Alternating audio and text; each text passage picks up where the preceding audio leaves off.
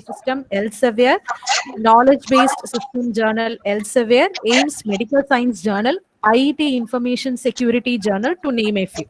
She has to her credit several publications in several reputed international journals and conferences. She is currently working as Assistant Professor, Senior Grade, Department of Computer Science and Engineering, Anna University Regional Campus, Tirunelveli.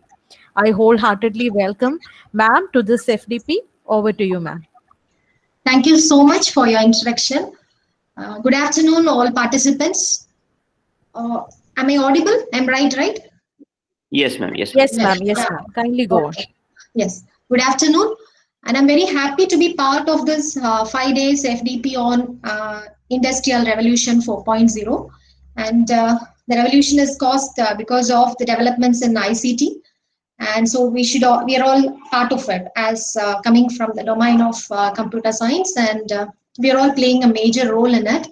And I have seen all the previous schedules, the topics which you have already gone through for the past 3 days, and you're quite familiar with the core concept of data science. That is, the methodologies which is used to build this rich field of data science has been already dealt in the yesterday's session, and today's morning session also I have gone through the agenda, and most of the concepts of data science, the methodology, the life cycle, and various tools is being taught in the morning session. And in this session, we'll be focusing on, of course, a little bit of fundamentals. Since I have listened to the morning session, I would like to present it in a little bit different manner. And then in the later part of the presentation, you will be hearing about the trends which is going on in data, and then the trends with respect to the learning models, okay, how the learning curve is evolving. And then we will be discussing about something called continuous intelligence. And personally, my area of research is of how to apply data mining in the field of data privacy. So whenever there is a huge evolution in the process of data science or artificial intelligence or machine learning, data lies at the foundation, and there is always a threat to the data privacy, which is a very serious concern, especially to countries like India, where we are dependent on so much of products from developed nations. So there is a serious threat to our privacy. So that's a serious concern, and we'll go ahead. First is the major sources. Actually, sometime around in the past decade, if you think the only source of data is all this RDBMS, it is Relational Database Management System. So SQL was a funda there, and so we were using manually the data is generated in the form of database management system. So we had a fixed structure and fixed volume of the data. But today we are in an era of data science or intelligence, where there are major sources which has paved way for talking about data science today. So one of the major reason to me is smartphones, because everyone today is having one phone at least, and one or more. And we are generating huge amount of data through the smartphones. We are sharing a lot of information about us, our behavior, our lifestyle, etc. And IoT is another major reason. There is the Internet of Things, where any device is communicating with another device or to some other system in the form of data. So it's also accumulating huge amount of data. And social media is yet another important reason. If you see Twitters, Facebooks, YouTubes, or Instagrams, and Amazon, or whatever social medias if you take, they are also the major source of this data. And e-commerce, that is the buying and selling of things online. So that is also a major reason for this accumulation of huge amount of data, and we people trying to explore something out of it. And there are other sources apart from all these four major categories. There are several other sources. So whenever we are trying to go online, even this session is creating huge amount of data. The streaming of online course is creating huge amount of data. And Google Meet and maybe using this to analyze the trends that is going on in India regarding education. Okay, so This is a data science Venn diagram. So this has been posted in the morning session also.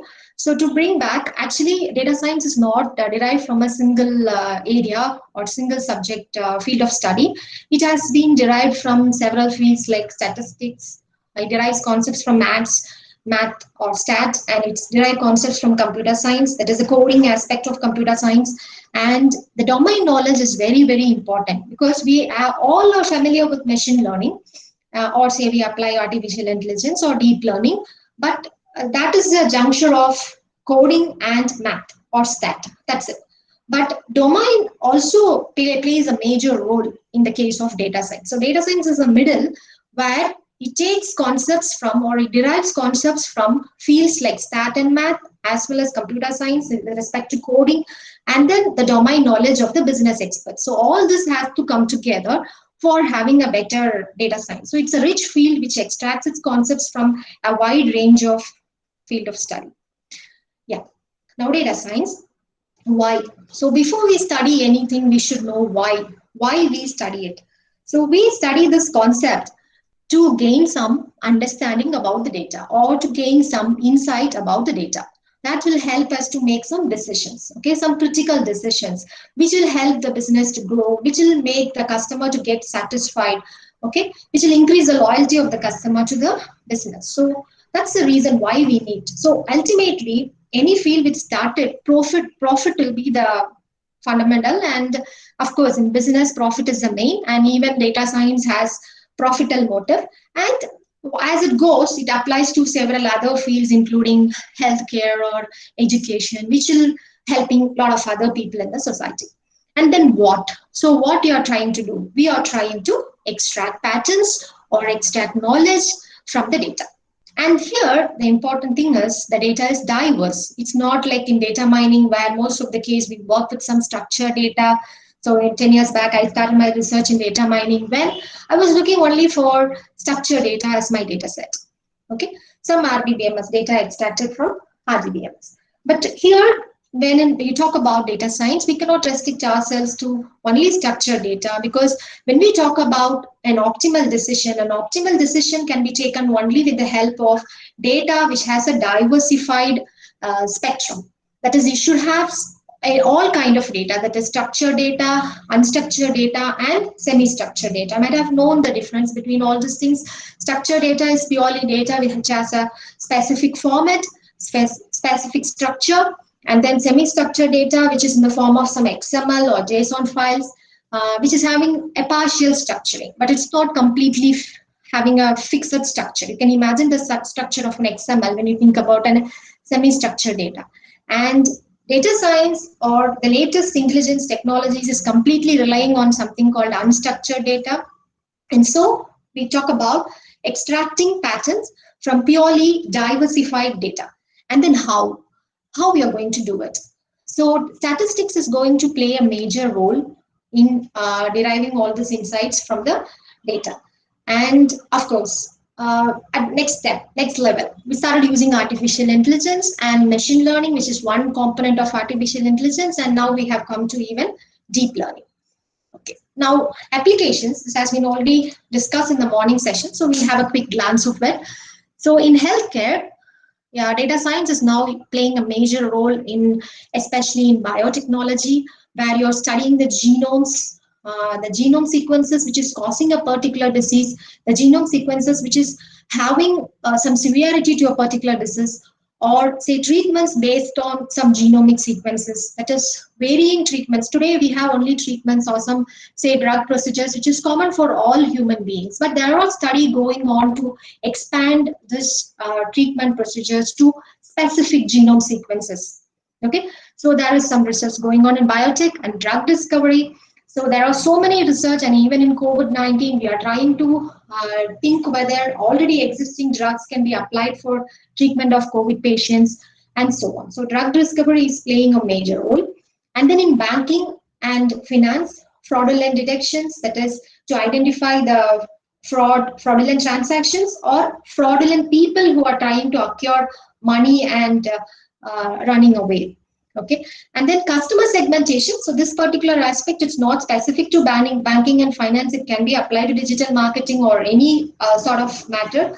That is, we are trying to group the people based on their profiles, their behaviors.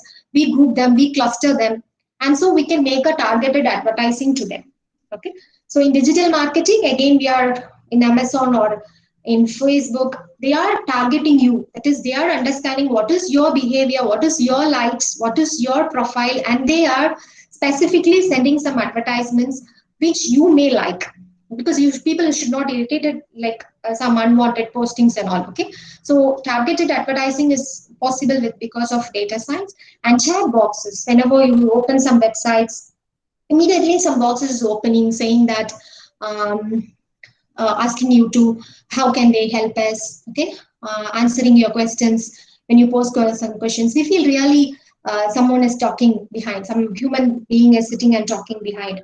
Okay, so actually Turing's main aim is this. Turing was Turing test actually. So AM Turing, he's called as automata. He is the founder of that automata theory, one of the lovely subjects what we have in computer science.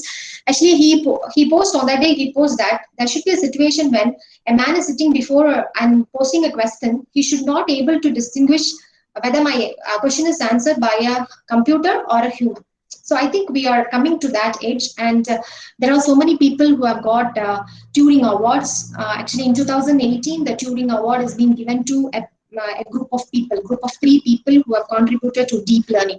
Okay, so chat boxes is really something what AM Turing was dreaming about. And next is in manufacturing. So in manufacturing, we are having a wide range of applications.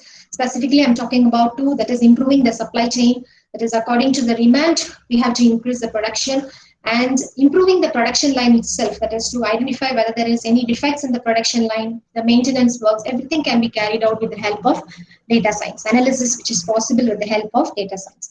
And in agriculture, we are trying to apply data science because that's the field which is sinking actually. We have to um, take it ahead. Okay, that is, we are involving data science to disease detection, and then for pest management. Even now we are having locusts coming everywhere, destroying these things, and so data science can be used to predict the scenarios of pest, and we can eradicate this type of threats to the field of agriculture.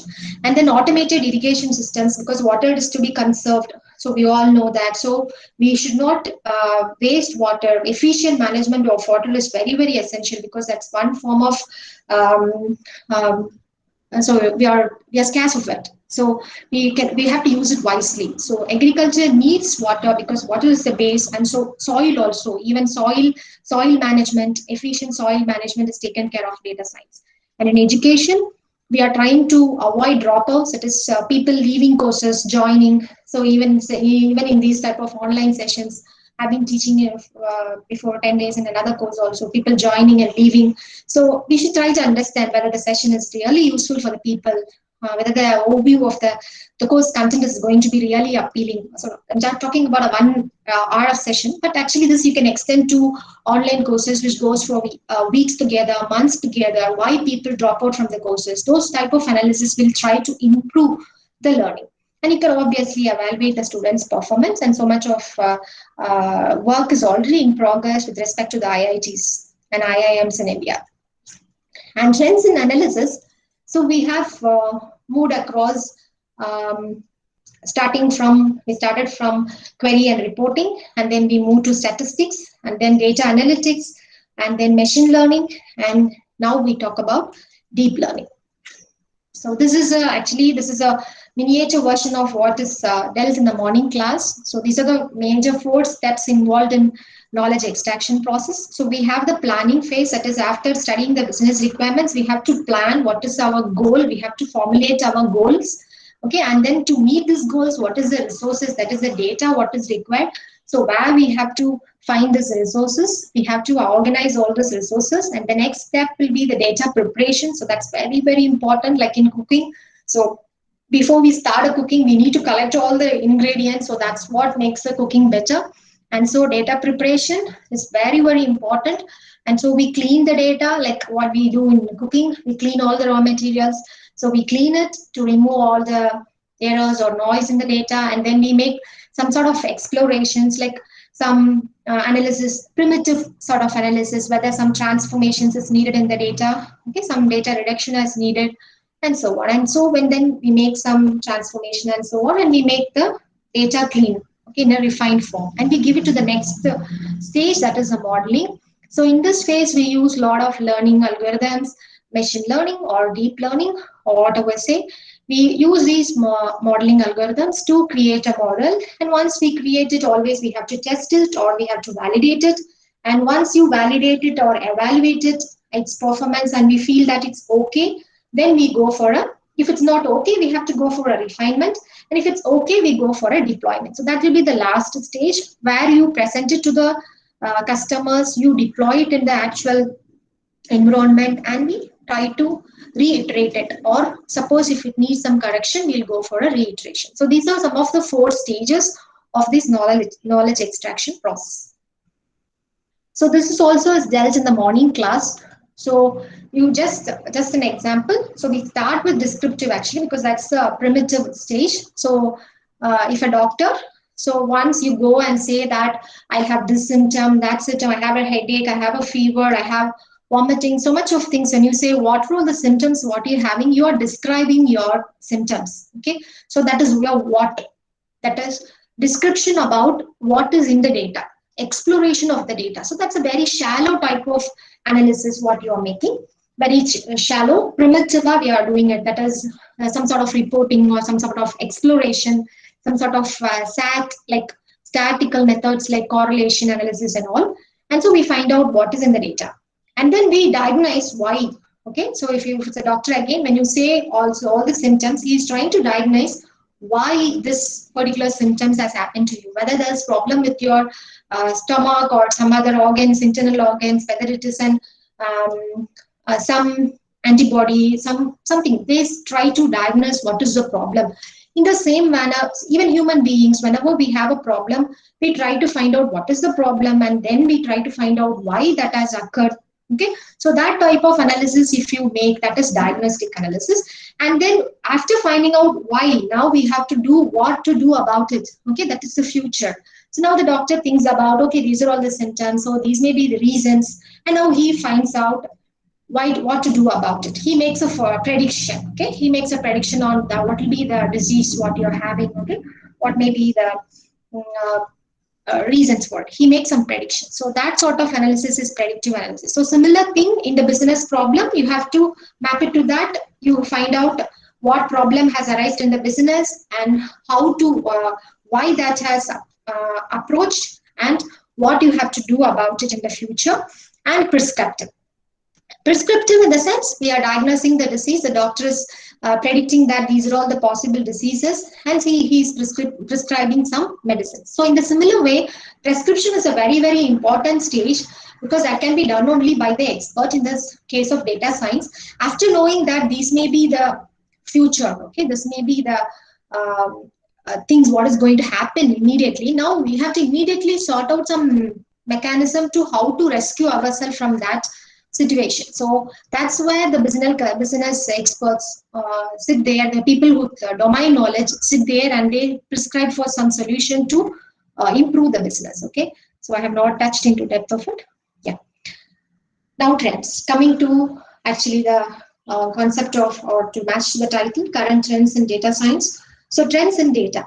So as I told you, in data we have moved from RDBMS, that is the structured data, to a semi-structured version, okay, that is XML, and we started processing data in the form of XML, and then unstructured data, the totally unstructured data, that is in the form of text, audio, video, images, and so on. Okay, so this is how it's moving on. Okay, so have you come across this term dark data? Actually, dark data is a term is prevalent in data science.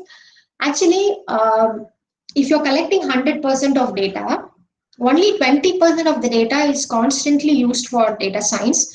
The rest of the 80% is going to sit idle in the data stores. So that is what is happening. So it's going to sit in the warehouse without any purpose. So it's not, but the data which is not processed or not analyzed is normally called as dark data. Okay, so these may be the feedback forms what is collected from you, or these may be the survey forms what is collected from you, or this may be some email communications, or these may be the data. Actually, the major component is the sensor data what is collected. And in variety of fields, actually these data are not used. 80% of this information is not used. Gartner consider this as information asset, but they are failed to use. They are considered as not needed. So this is like in the home also, no, we collect a lot of things. People come and gift you something, or we go buy something. We put it in some shelf, we put it in some drawer, loft and all. It will be there at home, but we'll never use it. But when we take it and make it useful, maybe it will be very useful for you. So those type of data, we call it as dark data. And these are all actually saved for actually why we collect it. We are not using it, but why do we collect it? For some legal purpose. So even in hospitals, we are collecting a lot of information, and they are keeping all these records for so many years because they have to comply some legal issues. So for which they maintain that as a record keeping purpose, and but they are not going to use it. So those type of unstructured data, we call it as dark data. But today we have some advanced tools and skill sets which will help to make some analysis or make this dark data useful, and we call that as dark analytics. Next is dark fabric. Actually, this also is a fancy term which I found. It's evolving recently. It is related to much of cloud, actually, hybrid cloud. And even this kind of data fabric is being implemented by a US company called NetApp. So it's a hybrid cloud servicing and data management company. Actually, data fabric is somewhat it's something to overcome data silos. You might have heard about data silo, that is silos, sort of say. That is isolation of data. The data is generated at different places, and they are there actually. But the organization, it's so isolated that the organization is not possible to access those data. So we call that a silo, data silo. And data fabric, it helps you to connect these multiple distributed locations who are diversified, that's hybrid, okay, that types are different, their sources are different, heterogeneous sources of data. So it just makes the connection in a plug and play way, and it makes ingestion as well as integration possible. So actually data warehouse, when we talk about data warehouse and data mining, actually data warehouse is a unified structure. It's a unified umbrella wherein which we are going to integrate all this data, and we are going to store it into one schema actually. But here we are not going to put it into one schema, but it's the way of integrating the data which is located in different places and working it as a single storage. Okay, so ingestion is just we are able to process the data with the help of data fabric, and the biggest advantage is it supports all the three types of data scenario what is possible now. That is batch data, so where it's off, data is offline, okay, already the historic data, you collect it and process it, so those also can be done on data fabric. Or real-time data, that is continuously flowing data, your post in Facebook, your likes in Facebook, your tweets in Twitter, and then your reviews in Amazon, whatnot. So it's real-time data, streaming, okay, even the streaming, video streaming, and then big data use cases. So it supports all these type of processing. But a cloud is possible, but it's under some research, that is real-time processing. And then cloud really supports big data use cases, but real-time use cases, it's budding. Okay, so it can be accessed or it can be shared by internal, the people who are working with the data internally inside the organization, as well as the people or the applications which is external to the organization, external to this organization, and they connected in a distributed environment. So what's the benefits we are getting out of data fabric is, it obviously what I told, it avoids this data silo. It avoids that isolation problem. That is, once the data gets isolated, it's impossible for the people, the employees, to get access to that data. Okay, and then it brings the data under a simple unified structure. So, and it offers a lot of scalability. That is, is suitable for big data, any large amount of data or large amount of applications. It can cater to large amount of applications. And uh, so irrespective of where the data is originated or irrespective of where it is going to be accessed, it makes the data available. So that's another important performance criteria, that is data availability. So it is scalable, it is making the data available, and also the important factor is, because that's where the continuous intelligence is also coming into play, that is it is able to leverage the data in real time, continuous flowing data. It will be able to cater, because IoT applications are sending the data in real time. Okay, similarly, all the social medias, everything is continuously sending the data, and the data has to be processed in real time. So that is possible with respect to data fabric. So these are the two important things which I felt that that may be useful for you. These two terminologies. One is dark data, and the other is data fabric. The next is trends in learning. So this you might have come across, or you might have had a glimpse in the yesterday's session. So deep learning, as you all know, it's a variation or it's a subset or of machine learning. And of course, it's a neural network, but it's a deep neural network. You can have many number of layers. But initially it was not successful because of the non-availability of hardware technology. But now we are talking about deep learning everywhere, because the hardware has improved so much. We are GPUs with a lot of cores, processors.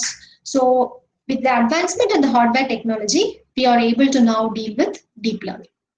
And the curse of dimensionality, it's a very important problem. Whenever the size of the data increases, this problem arises, curse of dimensionality. The algorithm has difficulty in processing so many dimensions. Okay, and deep learning helps in the scenarios, because that's why it's applying computer vision or natural language processing. So I have given some use cases like handwriting recognition, face recognition, speech recognition. Actually, all these fields a decade back when I started my research, there were so many people working parallelly in all these fields. Actually, people were working on this, but they were having some limitations in the results what they occurred because of the lack of methodologies. But deep learning has really made it quick pace to have achieved so much amount of accuracy in all this recognition systems, facial recognition systems, speech and handwriting. Even now we have face recognition systems and all in our, even on our smartphones. And language translation, that is natural language processing, though even this evolved more than a decade ago. It was also initially when it started, it was having a struggle, and now it's having a very quick pace of growth because of the advancements in deep learning. Okay. And this is really a different topic. That is, recently I attended an interview for a postdoc position in Aalto University in Finland in March beginning, but after, because of COVID and other reasons, it's been held. It's held there, and I happen to so the project there is regarding transfer learning. So that's when I happen to know about this. Transfer learning is a type of learning coming under deep learning. So that type of learning is possible because of deep learning. So after supervised learning, you all know that supervised learning is a super duper hit, right? That is, it has really captured the research supervised learning, that is classification problems. And after that, it will be really driving the data science or artificial intelligence world, and that is transfer learning. So whenever we learn about all these learning concepts, we have to map it to human intelligence systems. So we are all good in transfer learning. That is applying the knowledge what we have applied in one problem to another problem.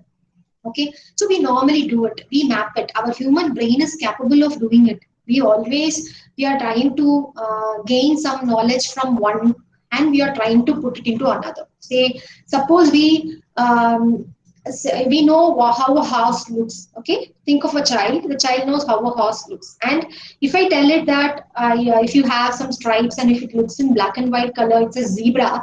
It's a variant of it. Now the child will, even without seeing the picture of it, it can make a prediction of when it sees a zebra. It can say it's a zebra. Okay, but our learning models, what we have learned till now, they are not possible to do that. That is, they can only learn, or they can only apply predictions to scenarios or instances for which we already have seen some examples. Otherwise, it will be failing. So that is, if a 2 is written, for example, if a 2 is written straight, okay, in a straight orientation like what we write normally, uh, yeah, a machine will be able to identify it. But there are learning models which fail to recognize that it's a tool when the tool is being rotated, tilted, right upside down, or some curve is used there. So they fail. Okay, there are systems when you add some noise and all. But transfer learning is a kind of thing that even when we don't have enough samples, or we have not seen some examples of that particular problem, if you have gained some knowledge about a previous problem, like a human being, we should be able to transfer the knowledge what you have acquired in that problem, in the previous problem, that is a related problem, to a new scenario. Okay, so transfer learning is very, very helpful for even in COVID-19 situation. Even the question what was posed to me in the postdoc interview was that because those people were working on some drug discovery, so how we are going to apply what we have already, what we have learned. So we know about SARS. So how these characteristics of that virus is being carried to learn about the characteristics of this virus, the consequences of this virus, and how we are going to make a prediction on the drugs which can be prescribed for this particular new virus what we are facing. So really, really, this field is going to be this particular learning model is going to be very helpful for data science and this industry revolution 4.0. And the examples are normally when we train a robot, or when we want to train a self-driving car, we cannot make it on a real-time environment. So we need a simulation. So what we do is we learn in a simulated environment. Even in self-driving car, the GTA games, the cars which runs on GTA games, so those simulation, those learned models in simulated gaming environment is used for the real-time self-driving cars. So similarly, robotics, training a robot in a real environment is so risky and costly. So we can train the robotics in a simulated environment. You can apply to a real world. And similarly, when you are learning, languages are so many. Okay, in India we have so many languages, and in the world, if you take, we have so many world languages. So but languages always have a structure, they have a pattern. So the knowledge what we have acquired to process a natural language can be applied or transferred to another. So that's how Google also is going on. We'll see now. So use cases. So suppose if we have some characteristics of a particular type of cancer, we can make some predictions on cancer subtypes, or we can make some prediction on cancer subtypes, and text and image clustering, okay, grouping of unknown or unseen type of images or text, game playing, that is applying the learning what we have done in one game to another. Okay, that's how we learn, we play the game. Okay, when we play games, we learn the mistakes what we done, and we apply that to a different scenario. Okay, and spam filtering, because that has to be done in a real-time environment, email spam filtering, so for which also transfer learning will be very, very helpful. And zero shot learning or one shot learning, so this is a type of transfer learning. Like what I said, you don't have these samples as a in the training set. So normal supervised model, how it works, you need to have a instance, and you need to have a class label. Okay, so if you have a training set like that, we are having some examples along with the class label, your method will classify. Okay, so that is an supervised. So we have some semi-supervised methodology now, but they all belong to the same problem actually in the case of semi-supervised algorithm. But here we are talking about two different problems, okay, but they are related. Zero shot learning, it's that we have no examples of this particular class label, so that is zero shot learning. If it is one shot learning, we have only one example, okay, only one sample. So COVID-19, when it started, we don't know what it is at all. Okay, so when you want to try to learn something on that particular scenario, that is called zero shot. We try to apply the knowledge what we have gained in similar type of virus. Even people were working with people who have knowledge about some biological study. Those people only started working on this new virus. So that's how in transfer learning, we are going to transfer the knowledge what we have in one problem to another problem, and either the scenario may be a one shot case or a zero shot case. If it's a one shot case, we have one or a few examples. In a zero shot case, we don't have any examples of that particular class label. Okay, so the knowledge what we have acquired from the seen classes, that is for whom the label is available, we apply to the unseen classes. So for which we rely on some auxiliary information. So this auxiliary information, you might have heard about image embedding, word embedding. Okay, that is a feature extraction from an image or a feature extraction from a text. So if you do that, so those kind of semantic descriptions, we can call it as an auxiliary information. And this auxiliary information, what we get from a unlabeled image, can be used for zero shot learning. Okay, so that's it. Next is transformer. So transformer, it's a deep learning model which is very recently introduced, that is in 2017, and it's used for natural language processing, because that's where we were really, NLP was a field which is started very earlier. Even we have a selective from a much earlier regulations, but still uh, people are hesitant to take it, or hesitant to take it for research, because there is no much of work earlier. But now recently, because of deep learning, we are having tremendous work in natural language processing. So to understand the natural language, the ability of a computer to understand and process the natural language, so that is done by a type of learning model called transformer. It's a deep learning model. It makes language translation, that is, you can translate the content in one language to another language. And similarly, you can make text summarization. That is, summarization is something only when we can do it only when we understand, really understand what is being explained in the entire context. So we need to understand the context in order to make a summarization. So it is fully semantics. Okay, it involves semantics, and transformer is able to do this. It is able to predict the next character in a sentence, or sorry, character, not character, or word. It is able to predict the next sentence. Okay, in email now, if you are starting to typing something, it's adding some content. Okay, if you say thank you, now it will say thank you for the mail. Okay, thank you for your response. It's creating a lot of options for you. It is trying to predict the next sentence what you will be putting on and that's possible because of a deep learning model called as transformer, which is specifically dealing with natural language processing.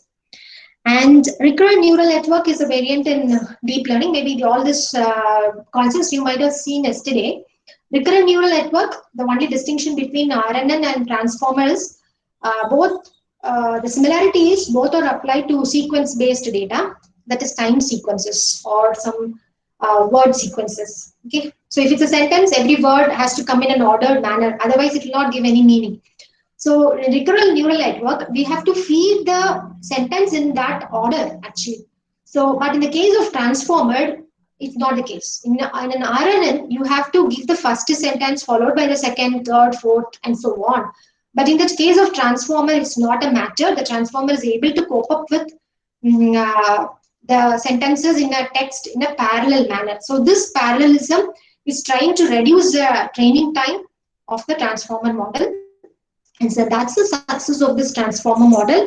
And the success can be explained with the help of the different transformer based language models, what is existing now, what is being developed by so many groups. Google has a BERT model, okay, and then Google along with Carnegie Mellon University, they have the ExcelNet model, which is also a transformer based language model.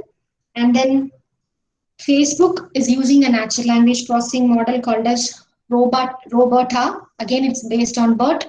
And then DistilBERT is used by a company called Hugging Face, who is developing chat boxes for organizations. Okay, so they are in the development of chat boxes, and they are using DistilBERT to recognize the natural language or to perform natural language processing. Salesforce is another company which is using CTRL. It is conditional transformer based language.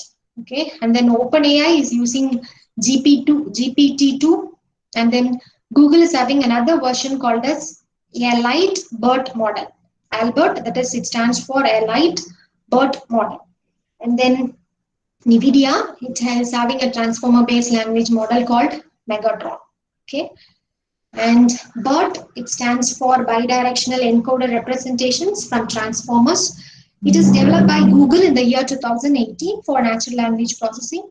And in 2019, October 25th, I think it's 2019, the BERT model is being used for Google English language search queries. So when you're posing a language query that is in English, now in that case, BERT model was used to make. Actually, we all know that normal query processing, search query processing is keyword based. Sometime earlier, but now they were slowly trying to make it context based or semantic based. So now with the advancements in deep learning and especially this transformer based language model, they were able to make the query context. They are trying to understand the context in which the search query is being post. Okay, whenever you're posting a query to the Google search engine is trying to understand what is the context, what is the semantics, what is the meaning with which you have, what's the purpose with which you have posted the query, and thus it will be giving you more appropriate results. And in December 2019,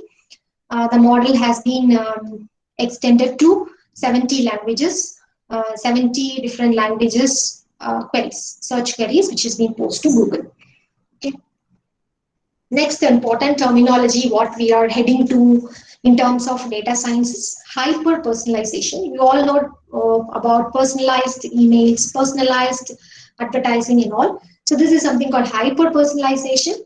So in personalized means what they do is they make a customer segmentation. They group the customer, they understand your profiles, okay, and they try to map it with you with the similar customers. Okay, some people who are similar to you.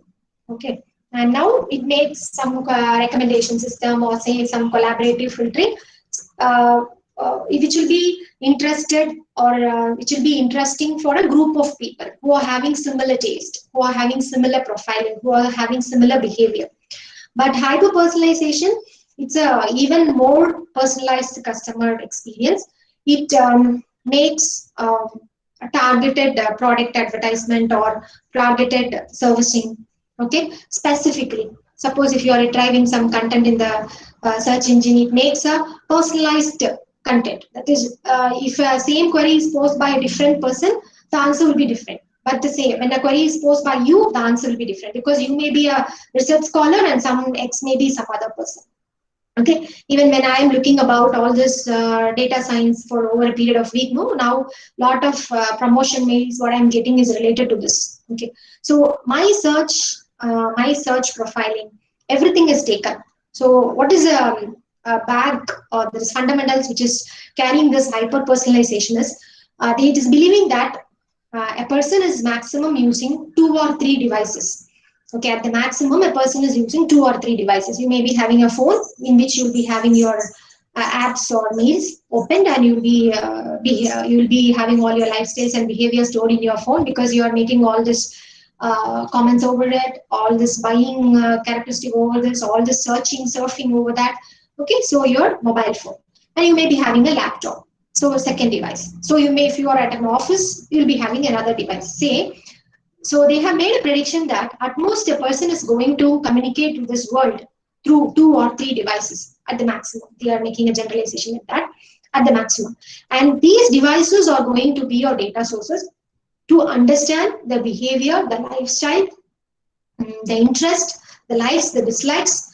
Okay, they are getting a 360-degree view about the customer, not the one view, the front face or the back face. Okay, it is going to take a 360-degree view about the customer, the in and out of the person, and it's going to make a one-to-one communication. It's not like a targeted customer segmentation and a targeted advertising. It is a one-to-one. If you are receiving a mail, you are only receiving a mail because it's very personalized. It is personalized, hyper personalized for you alone. Okay, so for which it is taking the real-time customer data and it's making a proactive, that is customer engagement. Even before you think of buying something, it will give you some suggestions. Even before you think about surfing something, it will have that in your hands because it's knowing all about you, like your parents or the people living around you. Now the system has started to know about your 360-degree view. Okay, so that is hyper personalization. So that we can expect as a big pace of growth in the field of data science. Augmented analytics. So this is with respect to automation. So whatever, when you're talking about data science or business intelligence, always there is human intervention in the stages, different stages. That is in the stage of, we talked about 4 stages: planning, preparation, modeling, and then the final follow-up. In all these stages, there are different people, different type of data scientist or data analyst involving, or business analyst who is involving in these different stages. So there is human intervention. This human intervention or this human knowledge can be improvised, okay, by these systems giving some conversation or some interaction or some automation to the human. So we are trying to improve the data preparation stage, or we are trying to improve the modeling, but with the help of some automation. So all the stages can be automated. It allows you to ask some questions, or it asks pose some questions. Okay, the system becomes some conversational, and it makes some interactions to build better models. Okay, right from the first stage. Okay, so whenever we have someone to guide, if the system is guiding you completely, okay, then this process is being automated. When you are having an intuition, if the system is also trying to understand your intuition or correct your intuitions, in that say a case you call it as augmented analytics. I don't know whether you came across this data augmentation deep learning. So data augmentation is, if you have an input image, we try to tilt it, rotate it, map it to different angles, and you try to feed it to the system. Okay, so that is data augmentation in deep learning. In a similar way, here we are augmenting. Okay, the analytics process is augmented by some automation. So that is also possible, and it's a recent trend which is happening in data science. And data streams. So this you might have come across if you are studying something about Internet of Things. So this is an important area which has gained attraction because of the advancement in hardware technology. So hardware is tremendously growing. We all having smartphones. In smartphones, there are a number of sensors. Okay, there are so many sensors in the smartphones. We are looking for smart home, smart cars. Okay, we all have smart cars at home, smart cities. Okay, so you have so much of electronic devices at home which are having some sensors built inside, communicating the data to some cloud or some cluster. Okay, so these advancements in hardware technology has paved a way for the nature of data being generated. Now the data is generated in an automated, rapid manner. Okay, that is, it's not a manual process. 24/7, a sensor in an IoT network is sending the data in an automated fashion. It keeps sending. A sensor in the ocean to detect the height of the ocean, or say, it's keeping on sending the signal. It's keeping on sending the data, and it's very frequent. Okay, so there is a sequencing. The data at tth time, t plus 1th time, t plus 2th time, and so on. So it is temporally ordered, and it's a huge volume of continuous data flowing. And it's potentially infinite. Okay, it's continuously flowing. You don't have a start and end. It keeps on sending it right from Monday till Sunday. If it's a human producing a data, no, it has a break, because Saturday and Sunday may be a holiday. It makes a break, or it's an 8 hours working time. So after this 8 hours, the data is not generated. But now it's a continuous flowing data. It's not bounded. It's infinite. It arrives so fast that you cannot keep it and process it. Okay, you have to process it immediately by keeping it some small amount of main memory. You have to process it and use it for some critical decision making. Okay, and it's too large that it cannot be put into traditional disk or secondary or tertiary storage. You put it in some archival storage. Once it goes into an archival storage, it's like it's difficult to process it. So real-time data, that is the data which is coming in the form of a stream from an IoT sensor, or a click stream in Google, or a tweet, or likes in Facebook, or emails, all the streams, okay, or video streaming or audio streaming, surveillance camera streaming, okay, the pictures or video taken from surveillance camera, all these are data streams. And in some applications, these has to be processed in a critical manner. That is, they have to be processed online. Okay, they have to be processed on the go.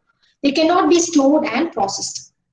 Okay, So actually this you might be, yes, they have to be processed on the go. So that is data streams. So data stream processing is very difficult. Actually, it's a new research area. It's a research area already. It's in existence. So many research is going on how to deal with these data streams. Okay, there is data stream classification, data stream clustering, and data stream regression. So those of you who have studied data mining might have known about what is classification, clustering, regression, frequent set mining, and all. All this can be applied to data streams for various applications. Okay, and continuous intelligence. This is a fancy name given to stream processing. Actually, stream processing is there in the field of research sometime from early. But when you talk about data science, the same stream processing, we call it as continuous intelligence. Okay, why is in data science, normally we process only the historic data. That is the data which is stored over a period of 5 years or 10 years. That is a batch data. It's an offline data. It's not an online data. It's an offline data. Normally, okay, normal. When we started with data science, we were processing only offline data. We store it and then we sit and process it. Okay, we discuss, we understand the problem, and we take the data what is required, and we sit and relaxedly we explore the knowledge out of it or patterns out of it. But when you talk about continuous intelligence, it is on real time data streams. That is the intelligence extraction process or the knowledge extraction process, what is going on real time data streams. We call it as continuous intelligence. So actually, a survey has predicted that the stream analytics market is growing tremendously. So we'll be seeing the numbers show you that I'm very good and bad in numbers. So in the 5 years, it will be growing more than 20 or 25 fold. Okay. So ingesting the stream data is very difficult because it comes too fast. We cannot process it on the go. Okay. Continuously online processing is very difficult. So that's the biggest challenge in stream. So we go for some sampling mechanisms or sliding window mechanisms. That is, we take a data from some tth time to some t plus nth time always. Okay, or we go for some summarization techniques, that is getting a gist from the data or the synopsis of the data and processing, making classification or clustering on it. Okay, so data ingestion itself is a very challenging task, and maybe the advancements in data fabric and all, maybe it will be helpful for achieving this continuous intelligence in the coming years. Okay, and when you are processing it real time, really in some applications those type of critical decision what we make is very very essential, especially in the field of healthcare or some monitoring systems, say industrial safety monitoring systems. So these type of systems, so we see a lot of accidents happening in Visakhapatnam and all. So if we have some automated monitoring systems, we could avoid all this accidents what is happening, and we can save this life and we can improve the business. Okay, the value of the business, if you are able to process this data stream data in a real time online fashion, that is processing the data on the go, and this we give a name called continuous intelligence. Maybe some of you might have been familiar about it, and this is termed as continuous intelligence when we talk about the field of data science. So this uses both the historic data and the real time data for making decisions. And see, this is an article. This is actually dealt in IBM actually. So they talk about, see the title, right? I think it's visible for you.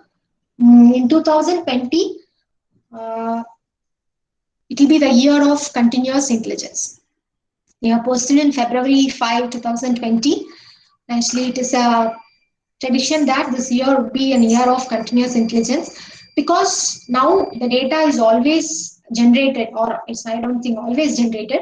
The data is generated more in the form of data streams. So these data streams need continuous online processing. And so we call this learning processes or this type of intelligence as continuous intelligence. Okay, coming to data privacy. So this is my field of research, and every time when I see people submitting all their personal information on some apps or some devices, really I feel it's a very dreadful thing. And so we have to be aware of it. We should understand the seriousness. any personal information or user specific information has to be, there is details what we gave in Aadhaar and all has to be private. Okay, it is affecting our privacy, because there comes the sensitive information along with that. When I say sensitive, it may be the income of a person. If we say disease of a person, even knowing that someone is affected by this, so it's very sensitive. There are people who are taking um, uh, their life-threatening decisions. They are killing their lives because they're not able to handle it, because those information that this person is being affected by this disease is very sensitive. So like this, we'll be having very person specific sensitive information which we have to preserve. So the method what I worked on is anonymization. I apply data mining to achieve anonymization. Anonymous, that is, you should keep the data what is shared by the individuals in an anonymous manner. Once the data is being shared with some identity or something, you have to remove all the user identifying informations. Okay, the IDs has to be removed, and then the quasi identified information, that is, if you share that this person belong to this zip code and this is of age this kind and gender and all, with all this informations, additional informations, quasi informations, intruder will be able to identify that this person is so and so. I know, okay, this person is the so and so. They'll try to locate it. So we have to avoid this particular scenario, and it is possible with the help of the process called anonymization. And this has been already implemented in uh, uh, developed nations like United States and other countries. A lot of research is being going. Whenever a health record is collected, the hospital has to ensure the anonymity of the individual, because it will disclose the identity of the person. When the identity is disclosed, there is a threat for the sensitive information. Okay, so whenever you are able to locate that is this person is so and so, immediately that will disclose the sensitive information about the person. So whenever you talk about all these trends which is going on, all these developments which is going on in data science, okay, with the help of all this deep learning and all, okay, what is there under threat or what is challenging is to maintain the data privacy, because anonymization is also earlier applied on structured data, and now slowly it's moving to unstructured data.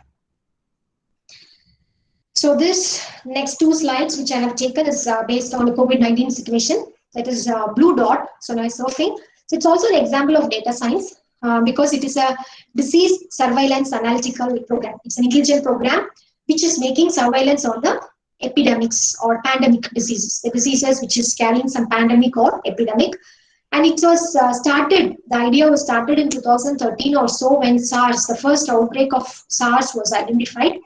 And Blue Dot was, they were reporting it actually in several articles online. If you go through, you can find out that they were reporting that they were the first to identify, even before China declared it as it's a pandemic. They started identifying that there is a flu spread, there is a pandemic carrying on. Okay, so this is information what they have shared. That is, they collect information news reports from more than 65 different languages in different countries, and they collect the airline data from different countries, different airlines management systems, and they collect plant and animal disease report. Even in this COVID situation, it is started with animals, so their important data sources the history of animal diseases. So they collect the reports of plant and animal diseases, and they use machine learning and natural language processing, because they are studying all this text, so they need natural language processing. So they use these NLP methods to identify the spread of or the start of some pandemic or epidemic. Okay, so Google Flu Trends is a similar kind of intelligent program which is used for disease surveillance. And this is especially I want to tell you. So this is a remote patient monitoring system. Again, it is related to COVID-19 because there is a infection. There is a term called cross infection. That is the chance of the doctors or the paramedical people who are taking care of the COVID patient getting an infection. So that is causing a lot of problem, because people are sacrificing their lives to save people. So that cross infection has to be minimized. So that has to be done by uh, done at any cost. Okay, so this remote patient monitoring system is enabled in Shanghai Public Health Clinic Center, and even in Vishakhapatnam, that is Indian Navy has generated a remote patient monitoring system for the Vishakhapatnam Medical Science Institute. And what is the biggest goal of it is it will reduce an amount of contact with the patients. Okay, because nurse, paramedical people, or the people who are getting close interaction with the patients, so they reduce the contact. The patient monitoring system, they take the vital parameters like oxygen level, or else uh, temperature of the patients, or BP of the patients, the diabetic level of the patients, or whatever it is. They have some vital parameters to be taken from the patients, and it will be sent to the caretakers, and it will be assessed. Suppose if there is any critical need to be addressed, these paramedical people will be coming for their help. Otherwise, uh, they're without disturbing the patients continuously in their sleep or at rest.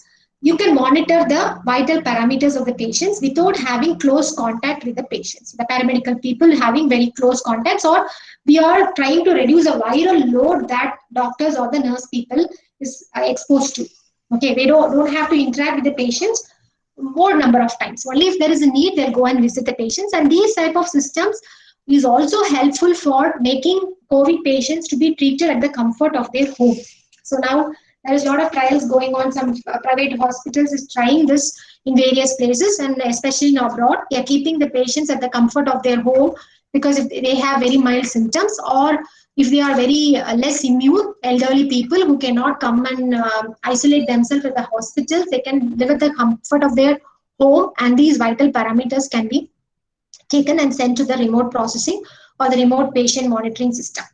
Okay, and to summarize, so I have just introduced data science, following up what has been discussed in the morning session, and we have seen about the trends in data and the trends in the learning models what we have, and we have discussed about a lot of other terminologies what is there in data science, the new terminologies what is prevailing in the rich field of data science, and we have seen a little bit about the necessity of ensuring data science.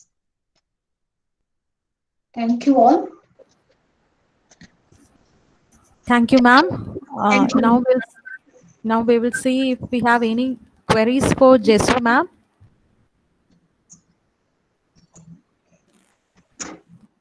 You can post your queries in the chat, or else you can unmute your mic and ask your question.